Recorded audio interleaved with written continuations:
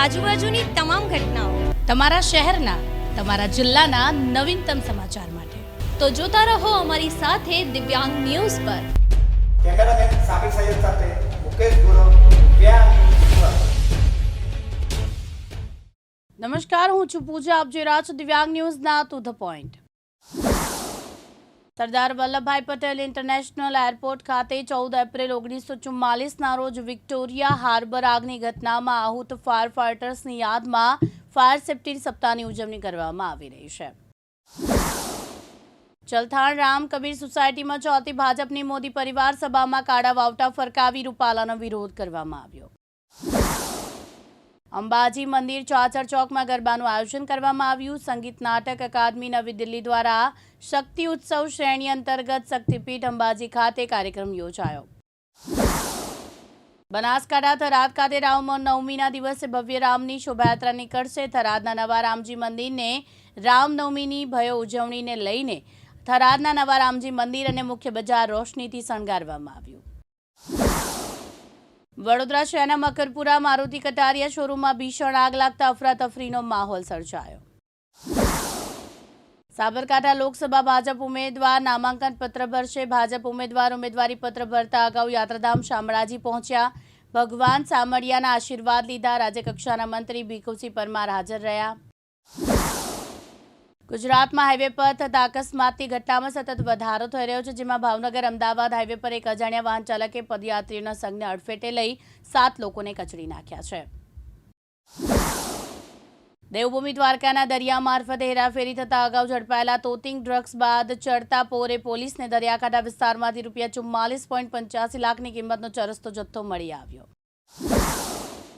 સંચાલન મહિલાઓ પોતે જ કરે છે. બેકરીમાં વિસાડેલિયા તેમજ આજુબાજુના ગામડાની આદિવાસી બહેનો કામ કરી રોજગારી મેળવે છે. વાગરા તાલુકાના વિલાયત જીઆઈડીસીમાં આવેલા આદિત્ય બિરલા ગ્રાસિમ કંપનીમાં ફાઇબર ડિવિઝનમાં ઓક્ઝિલરી પ્લાન્ટમાં નોકરી કરતા આશાસ્પદ યુવાને કંપની પરિસરમાં ગળે ફાંસો ખાઈ આપઘાત કરી લેતા આરેરાટી વ્યાપી. સલમાન ખાન ફાયરિંગ કેસમાં મહત્વની સફળતા મળી. મુંબઈ ક્રાઇમ બ્રાન્ચે ગુજરાત પોલીસની મદદથી આરોપીને પકડી પાડ્યા. યાત્રાધામ પાવાગઢ ખાતે ચૈત્ર નવરાત્રિ દરમિયાન મહાકાળી માતાની માનતા અને આરાધના પૂરી કરી મનોકામના પૂર્ણ કરવા પૂજા અર્ચના કરી માતાજીના દર્શન કરવા હજારોની સંખ્યામાં માઈ ભક્તો ગુજરાતના ખૂણે ખૂણેથી પગપાળા યાત્રાઓનું સંઘ અને માતાજીના રથ સાથેના સંઘ લઈ પધારે છે. વડોદરાના સાવલીના રાનિયા ગામની તળાવમાંથી અજાણ્યા આધેડની લાશ મળી આવતા ભાદરવા પોલીસે લાશનો કબજો લઈને મૃતકના વાલી વારસાને શોધવા માટે તજવીજ હાથ ધરી છે. સુરત શહેરમાં નવા પોલીસ કમિશનર અનુપમસિંહ ગોલેતે ચાર્જ સંભાળ્યો. તેને 24 કલાક થાય તે પહેલા શહેરમાં વધુ એક હત્યા થઈ. વલસાડના ઉમરગામથી કન્ટેનર મુંબઈ તરફ જતા સંજાણમાં અકસ્માત થયો. સુરેન્દ્રનગર જિલ્લામાં ધાંગધ્રા નગરપાલિકાની બાજુમાં કેપરી ગોલ્ડ લોન બેંકમાં રાત્રે બંધ હતી બેંક. અચાનક અગમ્ય કારણસર આગ લાગતા અફરાતફરી મચી. ગુજરાત કોંગ્રેસના 9 ઉમેદવારો આજે લોકસભા ચૂંટણી માટે નામાંકન ભરશે, જેમાં કચ્છ, સાબરકાંઠા, ગાંધીનગર, અમદાવાદ, પશ્ચિમ અમરેલી, છોટાઉદેપુર, વલસાડ, પંચમહાલ અને પોરબંદર લોકસભા બેઠકના ઉમેદવારો ફોર્મ ભરશે.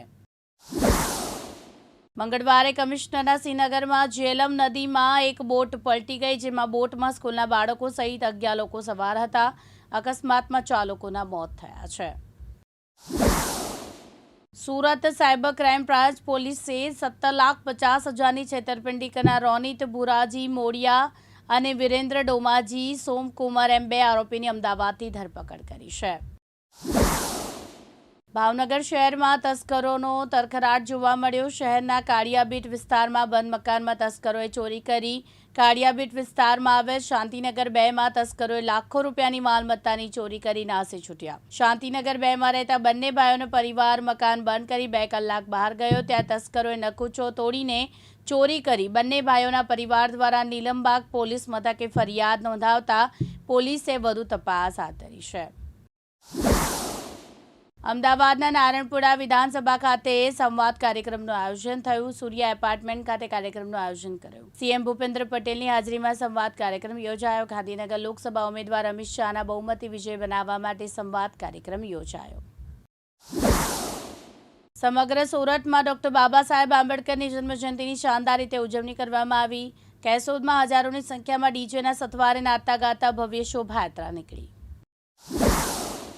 જૂનાગઢના કેશોદમાં અખોદર ગામે શીતળા માતાના મંદિરે શીતળા સાતમની ભવ્ય ઉજવણી કરવામાં આવી.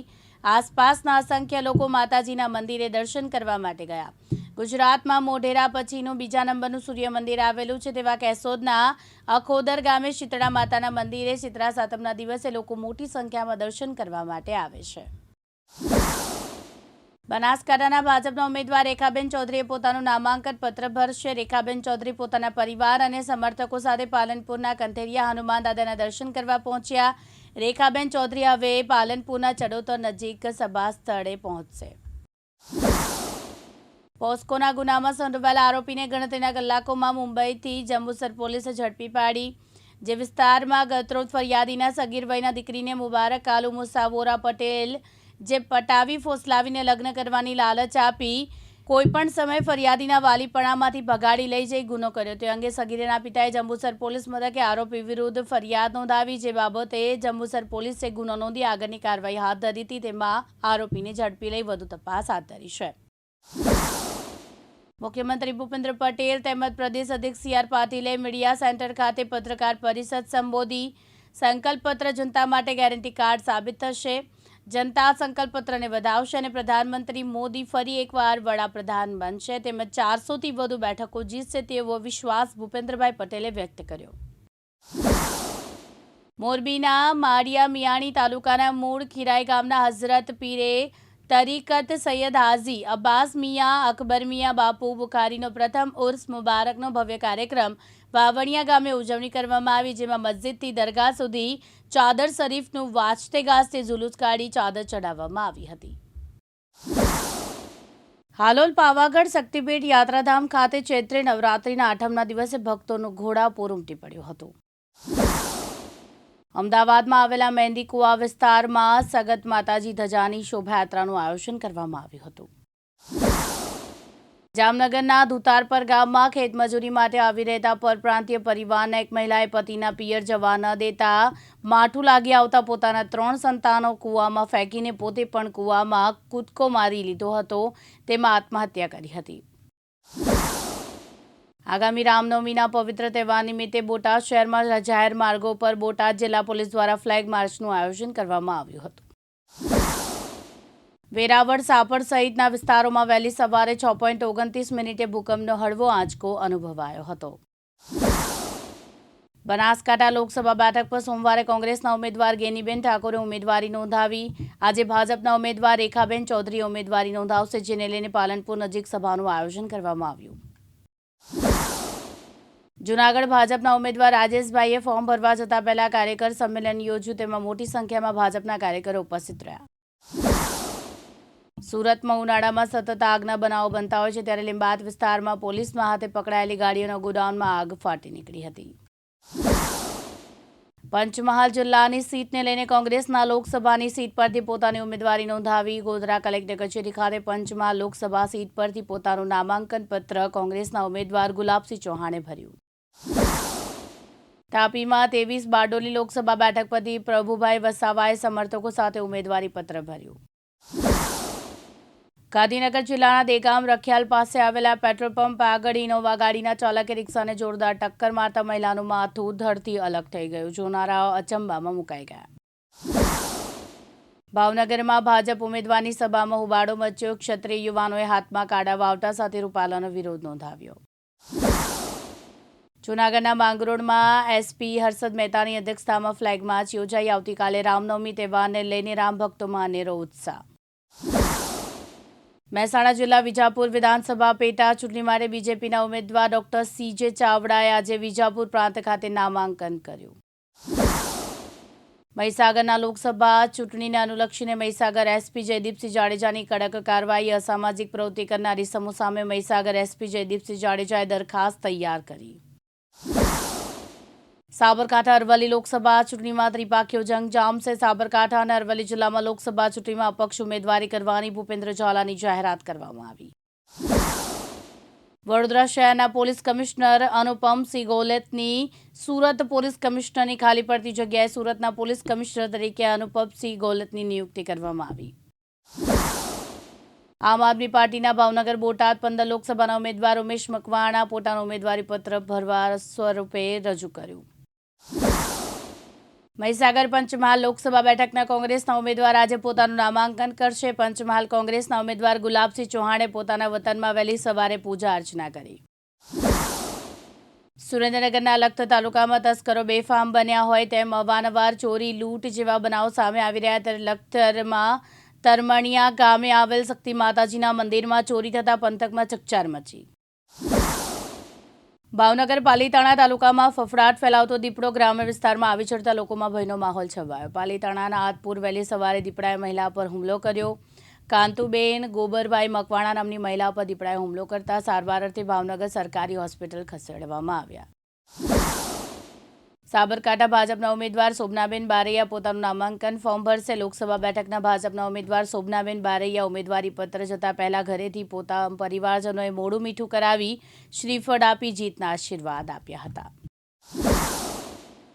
સુરત જિલ્લાના કડોદરા તાલુકામાં આવેલ વરેલી ગામેથી કડોદરા પોલીસે ₹18,000ના દેશી તમંચા અને મુદ્દામાલ સાથે એક બાળ કિશોરને ઝડપી એકને વોન્ટેડ જાહેર કર્યો. જૂનાગઢ કેશોદ સહિત સમગ્ર જિલ્લામાં કાળઝાળ લૂ ઝરતી ગરમી અને તાપમાનનો પારો 42 ડિગ્રીને પાર કરી રહ્યો છે. ત્યારે આવા ધોમ તાપમાં લોકોએ કારણ વગર બહાર ન જવું જોઈએ તેવું જાણકારોનું કહેવું છે. રાજકોટ લોકસભાના કોંગ્રેસ ઉમેદવાર પરેશ ધાનાણી ખોડલધામ ખાતે પહોંચ્યા. પરેશ ધાનાણી ખોડલધામ ખાતે માં ખોડલના દર્શન કર્યા. પરેશ ધાનાણી સાથે અનેક કોંગ્રેસ પક્ષના નેતાઓ તેમજ કાર્યકર્તાઓ ઉપસ્થિત રહ્યા હતા. તેમજ કોંગ્રેસના નેતાઓ ખોડલધામ ખાતે પહોંચતા ચેરમેન નરેશ પટેલ ખાસ ઉપસ્થિત રહ્યા હતા. માં ખોડલના દર્શન કરી લોકસભામાં જ્વલંત વિજય મેળવે તેવો આશાવાદ વ્યક્ત કર્યો હતો. બાદમાં બંધ બારણે નરેશ પટેલ સાથે પત્ર મંત્રણા કરી ક્ષત્રિય સમાજના રોષ મામલે ભાજપના આડે હાથ લીધા. 23 લોકસભા બારડોલી બેઠકના ઉમેદવાર ભાજપના પ્રભુ વસાવાએ વિશાળ રેલી સાથે નામાંકન ભરી ચૂંટણી અધિકારીને સુપ્રત કર્યું હતું. ભાજપના ઉમેદવાર પ્રભુ વસાવાએ વ્યારાના જિલ્લા સેવા સદન ખાતે નામાંકન ભર્યું હતું. દાહોદ લોકસભા 19 મત વિસ્તારમાં આજે ભારતીય જનતા પાર્ટી દ્વારા તેમના સાંસદના ઉમેદવાર અને જશવંતસિંહ ભાભોરનું નામાંકન પત્ર ભરવામાં આવ્યું. ખેડા લોકસભાના ભાજપના ઉમેદવાર દેવુસિંહ ચૌહાણે ઉમેદવારી પત્ર ભર્યું. આ પહેલા જાહેર સભા અને નડિયાદના માર્ગો પર પ્રચંડ સમર્થન સાથે રેલી કાઢી. આજે વલસાડ શહેરમાં અખિલ ભારતીય કોંગ્રેસ સમિતિ વલસાડ 26 લોકસભાની ચૂંટણીના ઉમેદવાર શ્રી અનંત પટેલના ઉમેદવારી પત્રો ભરવા માટે લોકોની ભીડ ઉમટી હતી અને જ્યારે અમે શ્રી અનંત પટેલને મળ્યા ત્યારે અમને એક અલગ જ સકારાત્મક ઉર્જાનો અનુભવ થયો હતો. સાબરકાંઠા સંસદીય વિસ્તારના ભાજપના મહિલા ઉમેદવાર શોભનાબેન મહેન્દ્રસિંહ બારૈયાએ આજરોજ પોતાનું ઉમેદવારી ફોર્મ હિંમતનગર ખાતે ચૂંટણી અધિકારી સમક્ષ રજૂ કર્યું. તે અગાઉ વૈશાલી મેદાન ખાતે કાર્યકરોની ભવ્ય જાહેર સભા યોજાઈ હતી. સુરતમાં આપઘાતના બનાવોમાં રોજ વધારો થઈ રહ્યો છે ત્યારે રાંદેર વિસ્તારમાં એક યુવકે આપઘાત કરી લીધો હતો. નેશનલ સ્કેટિંગ રેફરી તરીકે કામ કરતા યુવકે આપઘાત કરી લીધો હતો. યુવકના મોતને લઈને પરિવારમાં શોકનું મોજું ફરી વળ્યું હતું.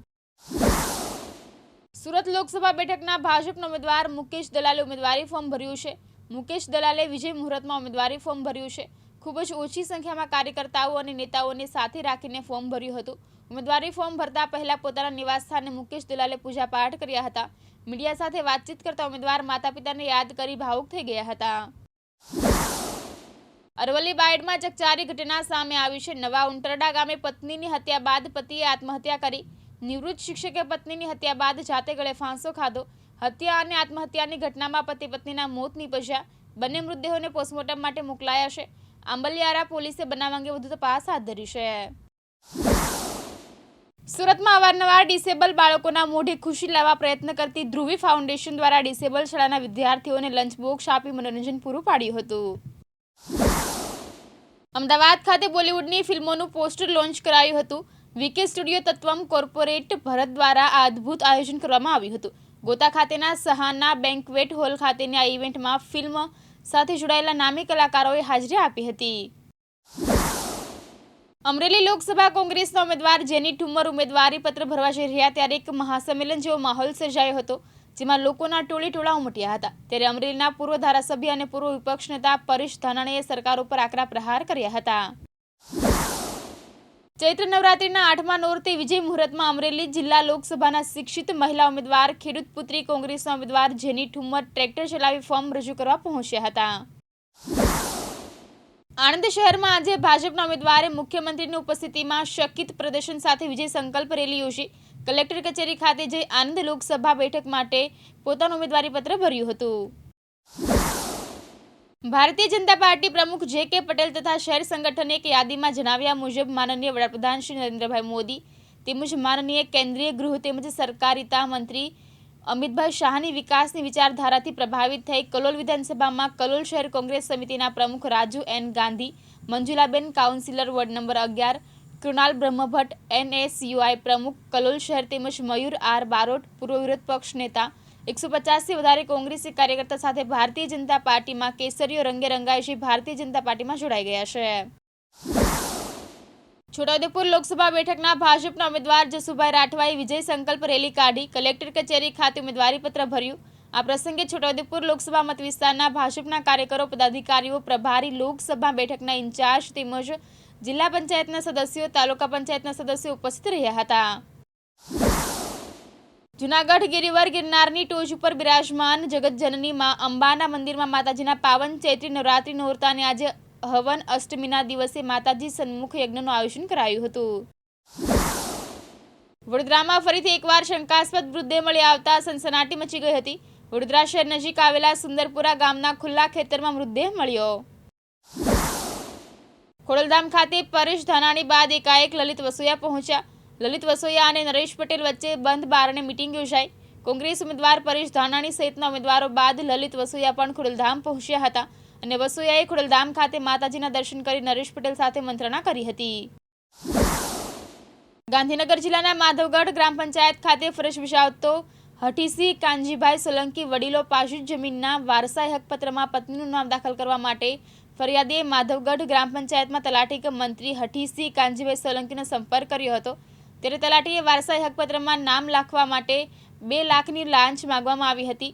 અંતે 50,000 રૂપિયા આપવાનું નક્કી થવા પામ્યું હતું. ત્યારે ફરિયાદીએ લાંચ આપવાની ઈચ્છા ન હોવાથી તેમને એન્ટી કરપ્શન બ્યુરો મહેસાણાનો સંપર્ક કર્યો હતો અને એન્ટી કરપ્શનના PISD ચાવડા પોતાની ટીમ સાથે સાલાગામ જાખોરા બ્રિજની નીચે લાંચનું છટકું ગોઠવવામાં આવ્યું હતું.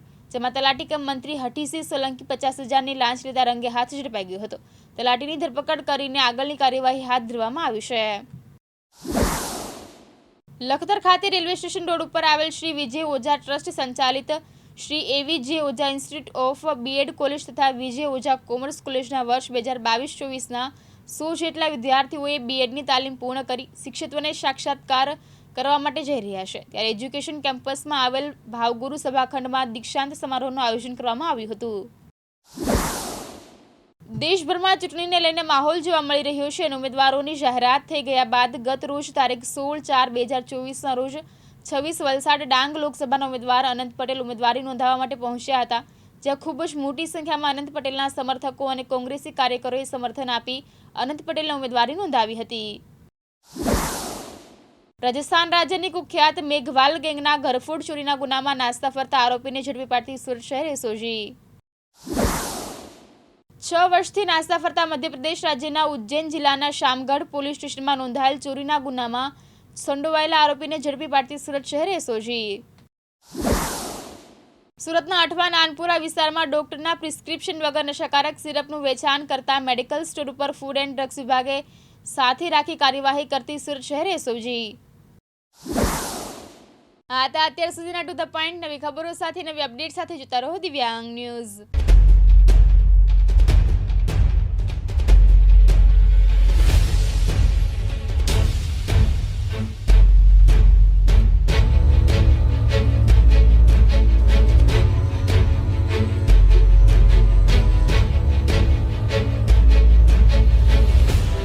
તમારી આજુબાજુની તમામ ઘટનાઓ, તમારા શહેરના, તમારા જિલ્લાના નવીનતમ સમાચાર માટે તો જોતા રહો અમારી સાથે દિવ્યાંગ ન્યૂઝ પર.